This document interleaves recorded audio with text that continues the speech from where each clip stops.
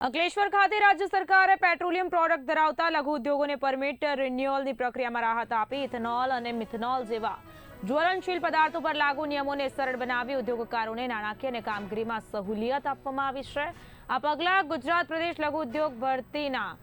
સતત પ્રયત્નો બાદ લાવવામાં આવ્યા છે। સત્તાવાર પરિપત્ર પણ જાહેર કરવામાં આવ્યો। અંકલેશ્વર, ભરૂચ, સાયખા, પાનોલીના ઉદ્યોગકારોએ રૂબરૂ મુલાકાત કરી સાથે જ રાષ્ટ્રીય અધ્યક્ષ બળદેવભાઈ પ્રજાપતિનું અભિવાદન અને આભાર વ્યક્ત કર્યો। ઉપસ્થિત રહ્યા સાથે જ અંકલેશ્વર ઉદ્યોગ મંડળના પ્રમુખ વિમલ જેઠવા, સેક્રેટરી નિલેશ પટેલ અને લઘુ ઉદ્યોગ ભારતીના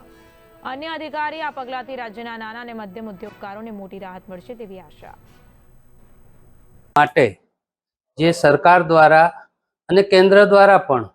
પેસોનો કાયદો આવ્યો છે અને એના લીધે જે નાના ઉદ્યોગો આજે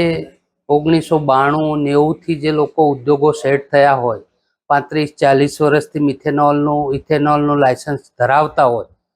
એ વખતે કોઈ એવા કાયદા હતા નહીં। જગ્યાઓ ઘણી ઓછી, 700 થી 1000, 1500, 2000, 3000 મીટરના પ્લોટમાં આજે ફેક્ટરીઓ સેટ થઈ ગઈ હોય અને હવે પેસોના એક્ટ પ્રમાણે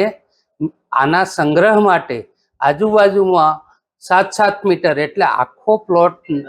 એ 18 મીટરનો 18 બાય 18નો 340 થી 500 મીટરનો આખો પ્લોટ જોઈએ એના સંગ્રહ માટે। આટલી જગ્યાઓ ક્યાંય ન હોવાના લીધે